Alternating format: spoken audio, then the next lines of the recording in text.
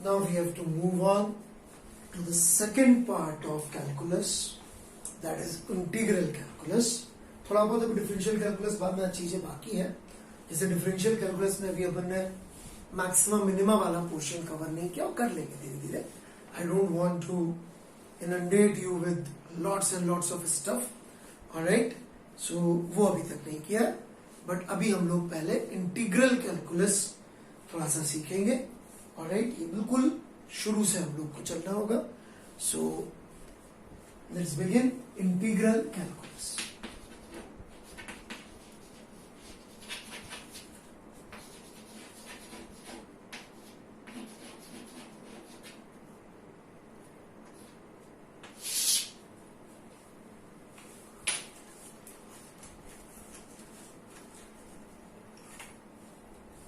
अभी integral calculus का concept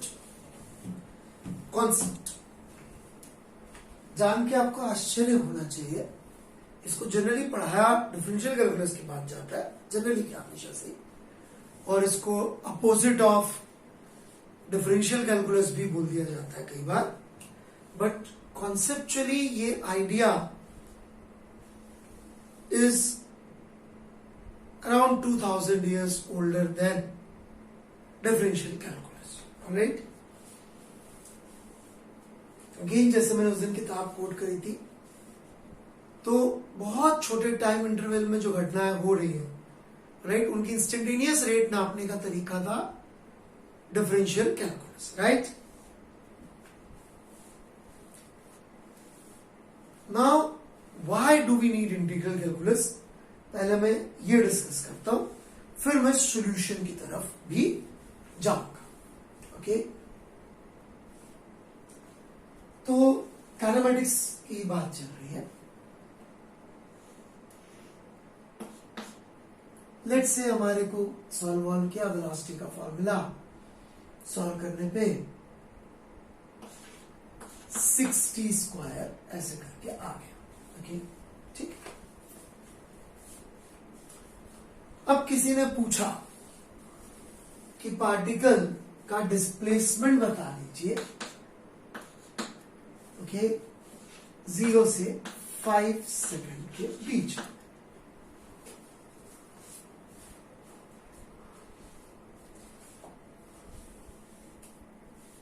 हम एक्सेलरेशन निकाल सकते हैं, डिफरेंशिएट करेंगे तो एक्सेलरेशन आ जाएगा. राइट, जरा समझिएगा. एस वी ए डिफरेंशिएशन से इस तरफ जा सकते हैं, लेकिन V से S या A से V आने के लिए जो हमें फिजिक्स चाहिए, जो कॉन्सेप्ट चाहिए, that is known as integral calculus. Right,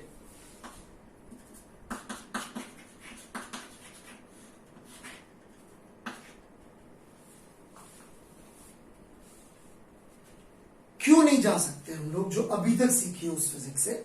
let's try it based on physics जो हमें आती है. ओके,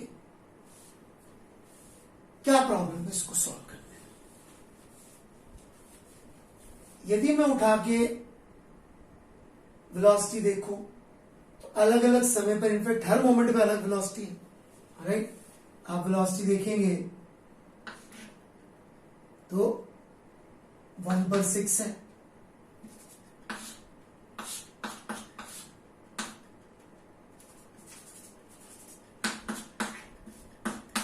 1/6 है. 2 सेकेंड पे 6 4 जा 24 है. 3 सेकेंड पे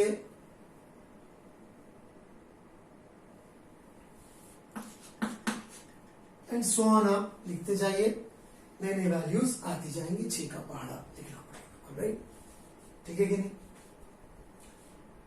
राइट, तो ऐसे अलग अलग सेकंड पे आप देख सकते हैं अलग अलग वैल्यूज आ रही है. राइट, फिर क्या प्रॉब्लम है इसमें? This seems okay. यदि कोई मुझसे ये पूछे कि बताइए राइट, थोड़ा इजी करने के लिए, पहले 1 सेकंड में कितना चला था, पहले 1 सेकंड में कितना चला था, तो क्या मैं आंसर ये दे सकता हूं 6 into 1? सोचिए सोचिए, 6 into 1 नहीं, क्या मैं ये एस्टिमेट कर सकता हूं कि सही आंसर इससे बड़ा होगा कि छोटा होगा? छोटा होगा। क्यों छोटा होगा? क्योंकि पूरे 1 सेकंड में इसकी वेलोसिटी 6 नहीं रही है, सिर्फ एंड में जाके 6 हुई है, बाकी टाइम तो पक्का 6 से कम थी। तो कुछ लोग यहाँ आएंगे और अपनी बुद्धि लगाएंगे और बोलेंगे सर ऐसा करते, 0 शुरुआत में थी, 1 सेकंड पे 6 थी, तो ना आपकी ना मेरी बीच का लगा लेते। अब ये बैठ के हम कोई कॉम्प्रोमाइज मार्ट वाली कर रहे होते तो ठीक है भाई, ना तेरी ना मेरी, बार्गेनिंग कर रहे होते, राइट, दिल्ली में चांदनी चौक से सामान खरीद रहे होते, करोल बाग से, यहां से वहां से, तो वहां यही चलता है कि ना तेरी ना मेरी, इस तरह वाले। पर ये फिजिक्स है, हम लोग इसके फॉर्मूले बनाने वाले, तो यू कैन नॉट डू ना तेरी ना मेरी कि सर ऐसा करते, ये कर लेते, बीच वाली वेलोसिटी मान लेते। This doesn't work like that, it's wrong, क्योंकि हर मोमेंट में वेलोसिटी की वैल्यू अलग थी, इट्स अ वेरिइंग वेलोसिटी, राइट। तो जब ये वेरिइंग वेलोसिटी है, तो हर मोमेंट में जब हर चीज अलग है,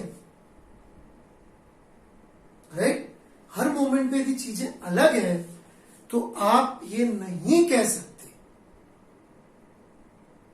कि हम न तेरी न मेरी बीच का लगा लेते, क्योंकि every moment velocity is different, every moment it is different,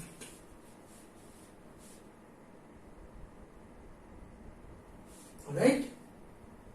0 पे कुछ और, 0.1 पे कुछ और, 0.2 पे कुछ और 3 जो है वो सही एस्टिमेशन नहीं देगा। ऐसे ही अपन इधर भी नहीं कर सकते कि उठा के 5 सेकंड के लिए वेलोसिटी कितनी हो जाएगी, हाँ टी का स्क्वायर हो गया 25, तो 25 इंटू 6 150, ये आ ना। और तो हम ये भी नहीं कह सकते कि अच्छा 0 की ये 150, तो आंसर शुड बी 75 इंटू 1, 0 से 5, ये भी नॉनसेंस है। क्यों? क्योंकि 75 कभी आई तो थी, बट ऐसा नहीं कि बचे हुए टाइम पे जितना चला होगा और इधर के आगे जितने टाइम पे चला होगा वो सेम डिस्टेंस चला होगा। So this will not give us correct estimation of the distance या displacement travelled. I hope you get the idea कि हाउ इट इज डिफिकल्ट या impossible to calculate, alright, displacement if the rate itself is varying. If rate itself is varying, तो हम लोग इस तरफ जब जाएंगे तो तकलीफ हो जाएगी, राइट। जैसे अगेन Q से I जाने के लिए I can use differentiation, I से Q जाने के लिए यदि करंट वेरिंग है तो हमारे को इतनी कोई मैथ्स अभी हमने पढ़ी नहीं कि हम लोग ये जवाब दे सके। तो इस मैथ्स का मैं इंट्रोडक्शन आपको ज्योमेट्री के थ्रू देना चाहूंगा।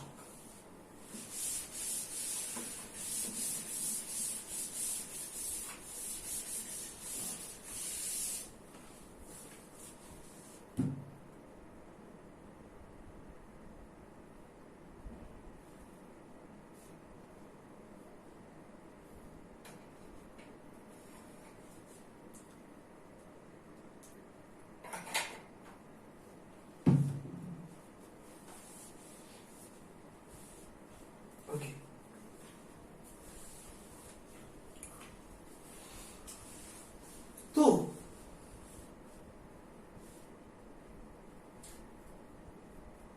आगे बढ़ेंगे हम लोग।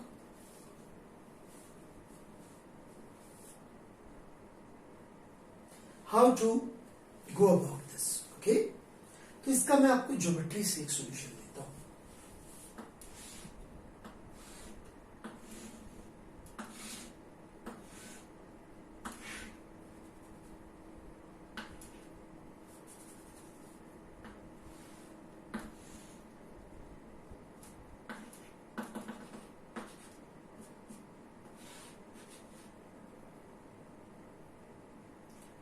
कि मान लीजिए एक हेक्सागन है, ठीक है, और रेगुलर हेक्सागन है, ये इसका सेंटर है, सेंटर से ये डिस्टेंस ए है, ओके, सेंटर से वर्टेक्स का डिस्टेंस ए। ये एंगल शायद आप लोगों को पता होगा, पाई बाय एन करके हो जाता है, राइट, 2 पाई बाय एन, तो चूंकि 6 है तो 2 पाई बाय 6 हो जाएगा, राइट। और मुझसे कोई इसका एरिया पूछे इस रेगुलर हेक्सागन का, तो मैं ऐसे निकाल सकता हूं कि इस ट्रायंगल का एरिया, राइट, ये ट्रायंगल है, इसी तरीके से लिखना पड़ेगा, राइट, ये ट्रायंगल है, तो ये ट्रायंगल मैं नीचे बना देता हूं, ये ए और ये भी ए हो जाएगा, तो ये हो जाएगा base which is a, right, into, और बेस को भी यदि अपन इसकी टर्म्स में लिखे तो ज्यादा अच्छा रहेगा, ए, राइट, और ये एंगल कितना हो गया,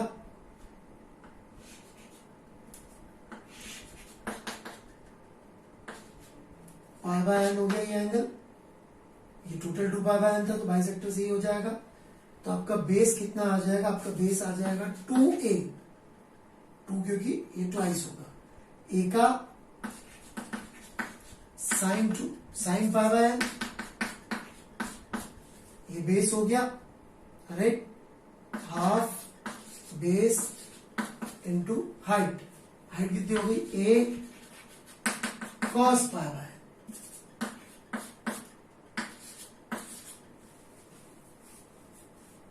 ये मैंने बनाया 6 के लिए पर सॉल्व n के लिए कर दिया, तो आप देख लीजिएगा, एक बार फिर से मैं समझाता हूं। n ट्राइंगल्स बनेंगे इसलिए n, half base, what is base, ये पूरी चीज, तो इस ये अपन ने बाइसेक्टर मारा तो a sine pi by n आ गया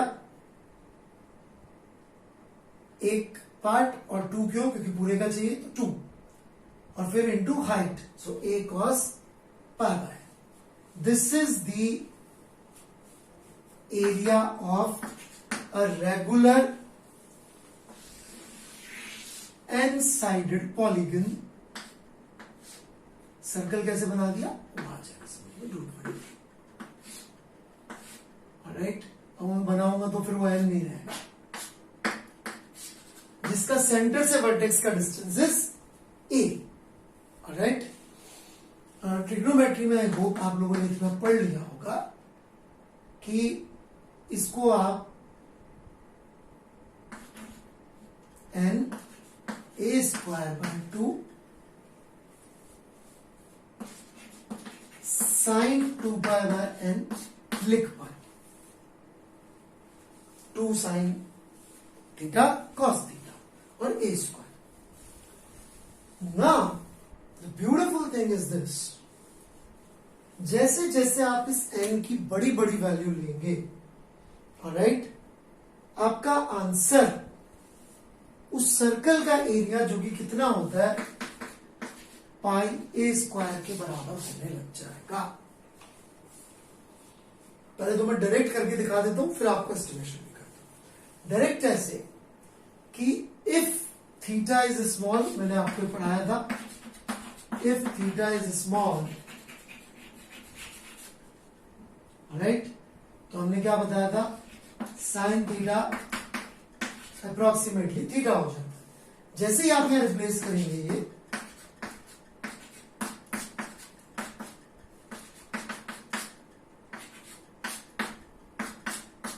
so this becomes pi a square, right. ये मैंने डायरेक्ट सॉल्व कर दिया।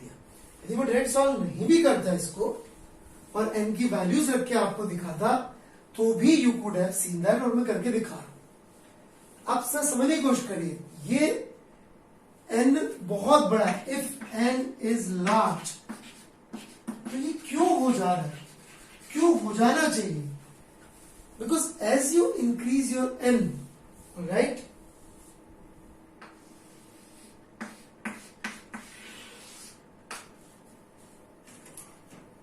तो जो रीजन छूट रहा है, ये तो थोड़ा ज्यादा ही छूट गया,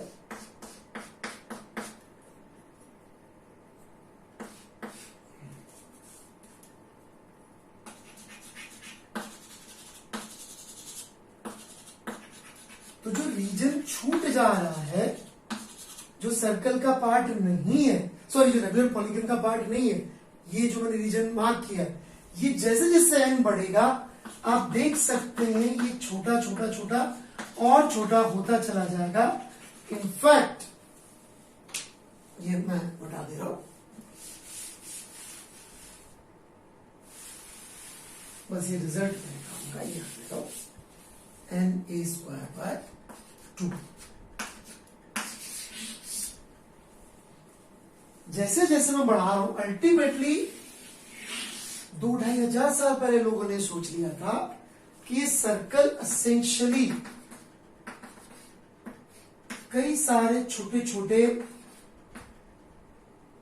रेगुलर पॉलीगन से जुड़ के बना हुआ है। ऑलराइट, और जैसे जैसे एन बढ़ता जाएगा जो छूट रहा है इलाका, आप देखिए इनको बना के देखिए, फैन चलाएंगे कॉपी में तो दिखेगा, जैसे जैसे मैं एन बढ़ाता जाऊंगा तो जो इधर छूटता जा रहा है पोर्शन वो उतना कम होता जाएगा जितना मैं छोटा ये कर दूंगा, और एन बढ़ा जितने ज्यादा टुकड़े करूंगा उतनी जो एरर है, उतना ये जो साइन थीटा को अपन ने थीटा लिखा था, ये अप्रोक्सीमेशन उतनी ही एग्जैक्ट होती जाएगी।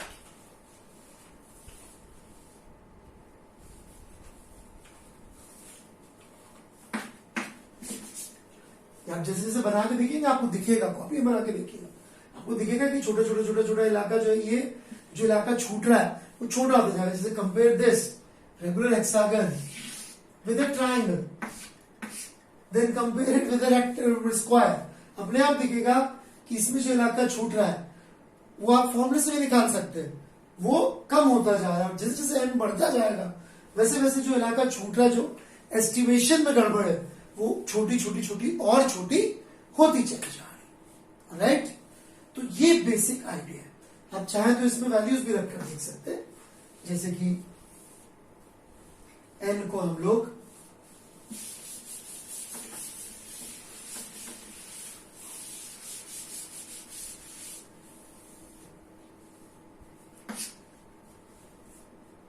तीन रख लेते हैं, 6 रख लेते हैं, आप बोलेंगे तो और रख लेंगे।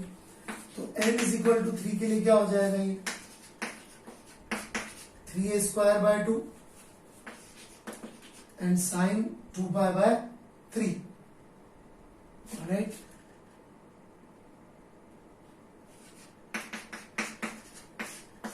और n = 6 के लिए क्या हो जाएगा, 6a² 2 साइन 2π/6। राइट, तो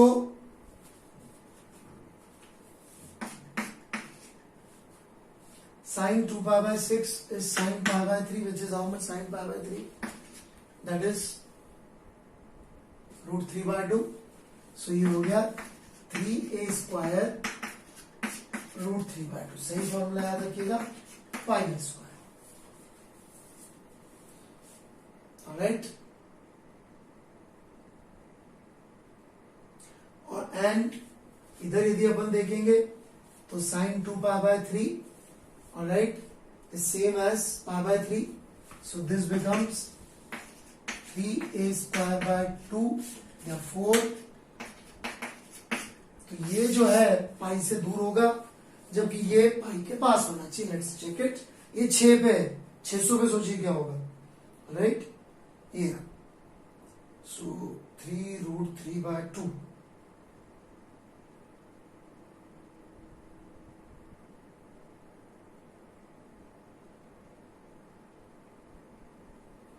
Right, so this has come out to be 2.6, जबकि ये आया था 1.3 ऑब्वियसली। राइट, अब यदि हम इसको 12 कर दें, लेट्स से n = 12 कर देते हैं, राइट, तो ये हो गया 12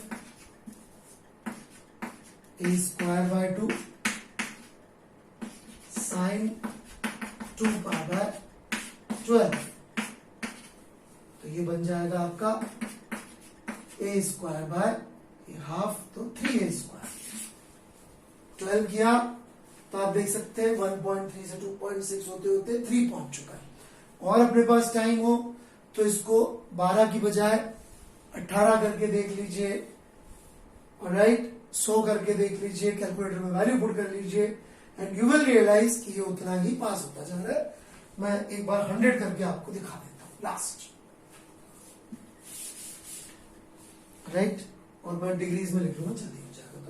तो 100 ए स्क्वायर बाय 2 और साइन 360 बटा 100 degree, right. So this is 50 a square into sine 3.6 degree. Now how much is 3.6 degree का sine?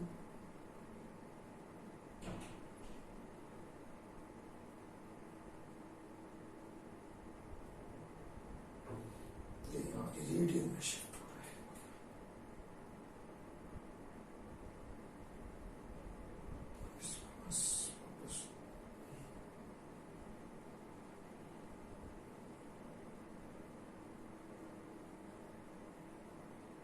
Hmm, 3.6.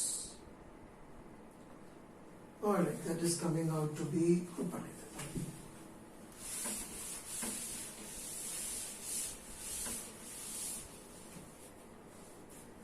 50 a square into 0.062790.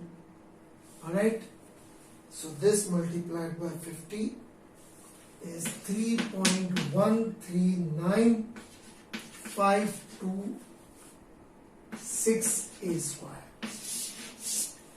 This is when n is 100.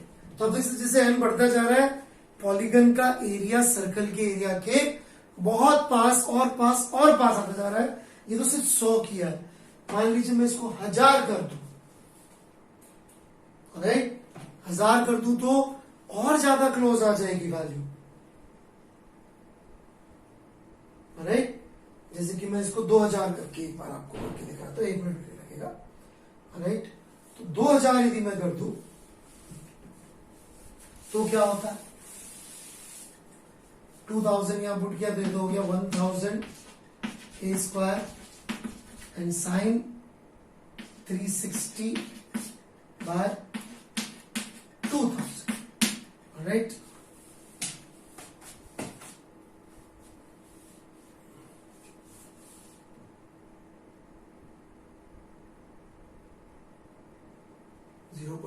Degree का साइन, वही अप्रोक्सीमेशन लगने लग जाएगी। तो ये कितना आ रहा है, ये आ रहा है 0.003141, आगे तो कई लोग इंटरेस्टिंग खत्म हो जाएगा, 59 ऐसा कुछ, ओके। मल्टीप्लाई करें कितना हो गया, 3.14159 a स्क्वायर, राइट।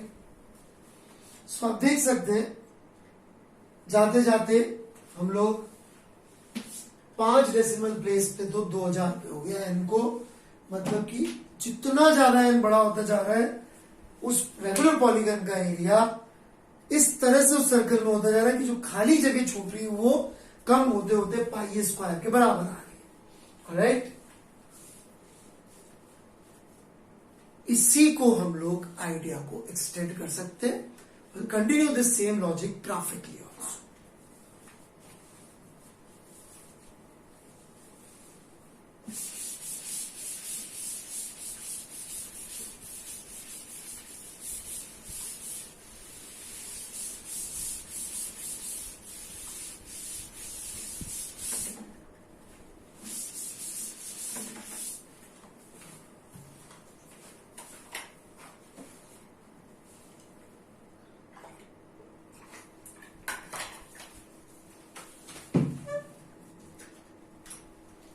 मैं भूला नहीं हूं कि प्रॉब्लम वेलोसिटी की थी टू बिगिन विद, मैं उसी का आंसर दूंगा, हैव पेशेंस, राइट।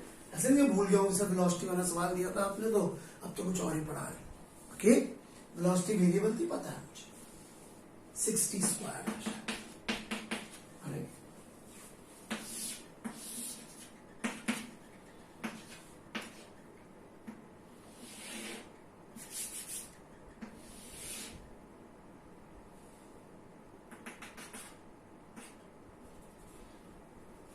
ना एक्चुअली इससे भी ज्यादा शार्प करवाएगा, ठीक है, बन गया। ऐसा कुछ वेलोसिटी टाइप का ग्राफ होगा, शायद आपको 9th-10th का याद हो, लेकिन वो स्ट्रेट लाइन के लिए होता था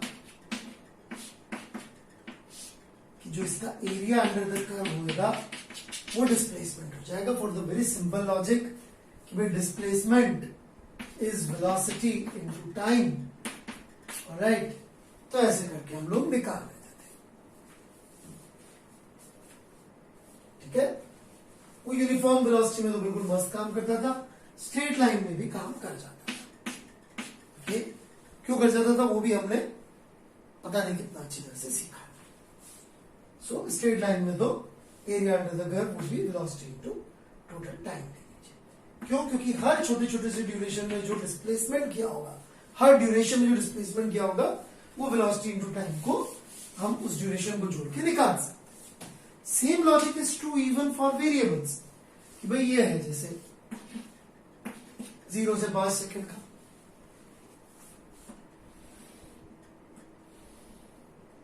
राइट। तो किसी टाइम t1 और t1 plus delta T, right, किसी टाइम t1 और t1 प्लस डेल्टा टी के बीच में जो बॉडी चली है, ऑलराइट, वो हम एग्जैक्टली तो बिल्कुल नहीं बता सकते, क्योंकि वेलोसिटी t1 पे कुछ और थी और t1 प्लस डेल्टा टी पे कुछ और थी।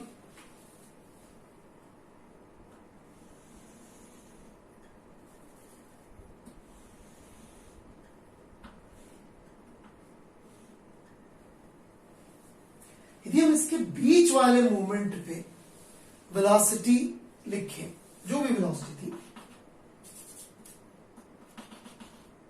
राइट, तो हम लोग का जो एरिया अंडर कर्व से आएगा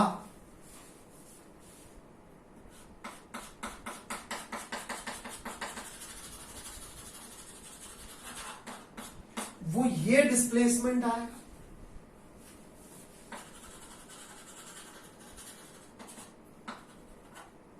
जिसमें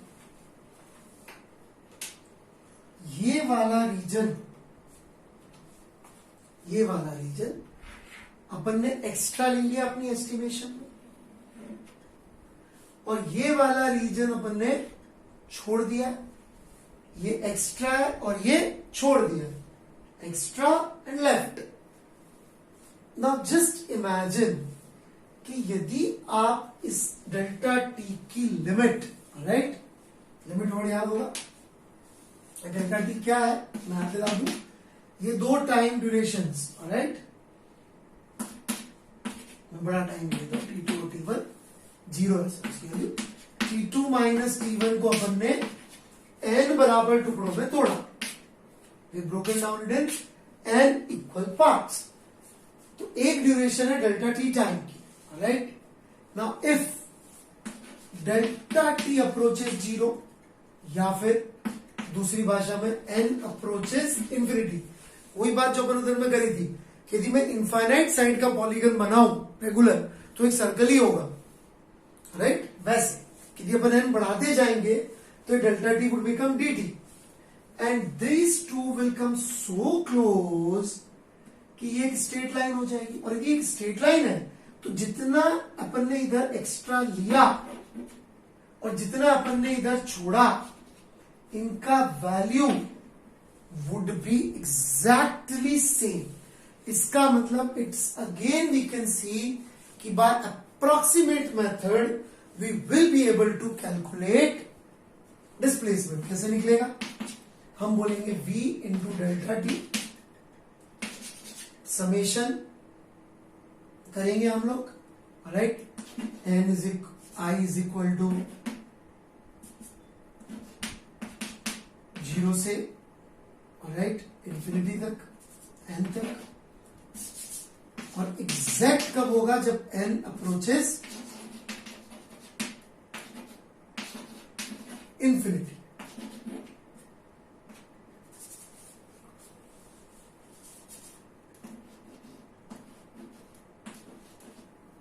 जब n अप्रोचेस इंफिनिटी, तब ये रिजल्ट वुड बी एग्जैक्टली वही होगा, क्योंकि हम हर मोमेंट की वेलोसिटी लिख रहे हैं कि नहीं लिख रहे हैं, और उस हर मोमेंट को हर मोमेंट से मल्टीप्लाई भी कर दे रहे, तो हर मोमेंट में जो डिस्प्लेसमेंट हुआ वो हम लोग लिख पाए। और इसको पढ़े लिखे लोग समेशन के साइन को थोड़ा सा ऐसे घुमा के लिख देते, इसको इंटीग्रेशन का साइन बोलते हैं। और इसमें जो अपन ने इंटीग्रेशन कर रहे हैं, यहाँ आई से लिख रहे हैं, यहां बोल देते भाई T1 से T2 तक v dt का integral would be displacement. T1 से T2 तक इस समय से इस समय तक v dt को हम जोड़ेंगे, हर मोमेंट की वेलोसिटी लिखेंगे, उसको और छोटे से टाइम से मल्टीप्लाई करेंगे, और जो रिजल्ट आएगा वो टोटल डिस्प्लेसमेंट होगा। कॉन्सेप्चुअली तो यही है। Okay, this is the concept behind integral calculus. Please see it's an approximate method. क्यों? क्योंकि टू बिगिन विथ तो हम लोग ये जब कर रहे थे तो ये जो छोड़ रहे थे और ले रहे थे ये बराबर नहीं थे, बट जैसे जैसे delta T starts approaching zero and we are dividing it in infinite breaks, then we'll find the result will be coming very very close to the exact। और वो जैसी इंफिनिटी सोचेंगे तो फिर बात हो जाएगी कि यदि हम n को इनफाइनाइट कर पाते तो जो हमारा आंसर होता वो क्या होता, वो आंसर अभी भी होगा जो हम कह रहे हैं कि कर पाते तो होता। So this is the concept behind integral calculus. Alright, now we like to take some formulae.